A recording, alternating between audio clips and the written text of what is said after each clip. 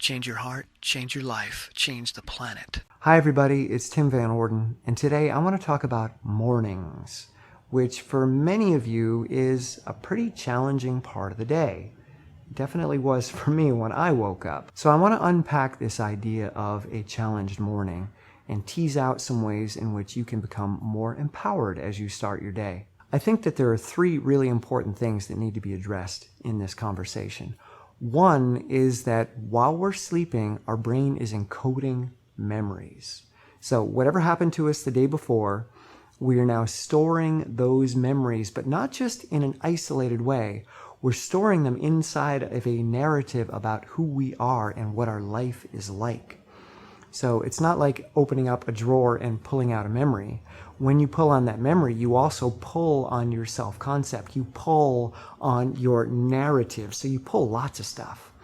Memories are really sticky and they don't live in isolation. They're always related to you, the protagonist, inside of an ongoing narrative. So now we're waking up into a new day, a new perspective that has more information about how our life isn't going well. So that's our first experience of consciousness, is this post-encoding phase. So number two, one of the things that wakes us up is the hormone cortisol, which many people call a stress hormone. It has a lot of different functions in the body, but getting us to be vigilant, getting us to be alert, getting us to be on point, on guard, is one of the things that it does really well. And this is why we pop into consciousness, because our cortisol spikes in the morning. So we are alert and vigilant now inside of this post-encoding phase where there's lots of information that our brain wants us to be aware of. Number three, we're not moving, or at least most people aren't moving. When we wake up, we tend to lie in bed for a while. We don't just pop right out. And when we are not moving, when we don't have any purposeful activity or engagement, our brain's default mode network takes over, which is the part of the brain that loves to ruminate. It's the part of the brain that loves to error check. It loves to look around to see what mistakes were made, or to see how your identity might be challenged, or to see where you fit in the social hierarchy.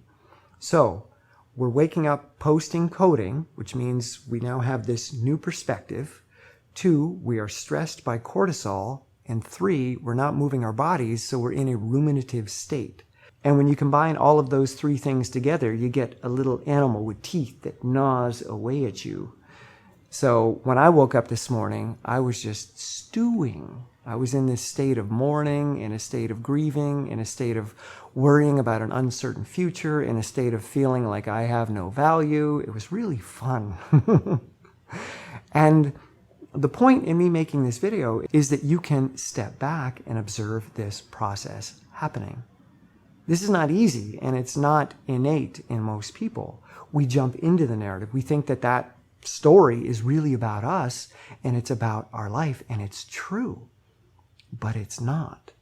It's a simulation that our brain is running to get us prepared for a day that it believes is going to be quite stressful and full of challenges. So it's getting us ready to take that on and for us to know our place or our rank in the day that presents. But it doesn't have to be like that. So when I woke up this morning in that state of mourning and grieving and loss and uncertainty, after about 10 or 15 minutes, I'm like, oh, my brain is doing that. So I just backed up. I looked at it. I said, yeah, I hear that. But what does that have to do with this moment? What does that have to do with this room? What does that have to do with the way the covers feel on me right now? What does that have to do with the way the sun is coming through the window and lighting up the lilac bushes outside? What does that have to do with anything in this moment? Well, other than the fact that it's what my brain is up to in this moment, nothing. And I know that when you get physically engaged, when you move, you start to turn off that default mode network and you start to wake up or activate other parts of the brain. So that's what I did. I just moved. I pulled back the covers. That's movement. I rolled my body to the left. That's movement. I rolled myself out of bed because I sleep on the floor and it's hard to stand up, especially when you have creaky old legs like I do.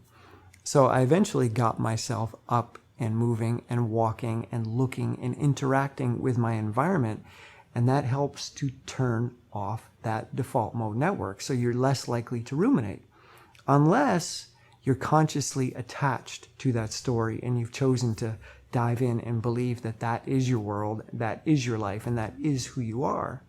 And a big part of this process that I engage in is, number one, moving, but number two, acknowledging that that's just what certain regions of my brain are up to, especially in the morning. We've got the encoding, we've got the cortisol, we've got the default mode network from lack of movement. So number one, get moving. Let's turn off a little bit of that default mode. Let's give ourselves a little bit of purposeful activity, even if it's getting dressed, even if it's finding food, even if it's brushing our teeth, something to engage in, something that has steps that we can quickly and easily move through a process. And then thirdly, backing up and saying, my life is actually here. So we have to practice stepping back from that narrative and realizing that it's just simulations that the brain is running, especially in the morning. But if we can back up and tune into the world around us, tune into our physical sensations, and tune into the possibility that we have no idea what's going to happen today. So rather than uncertainty, we approach the world with curiosity. If we can do that, rather than spiraling down into that narrative, into that belief or identification with the story that's always running, we can back up and say, I don't know.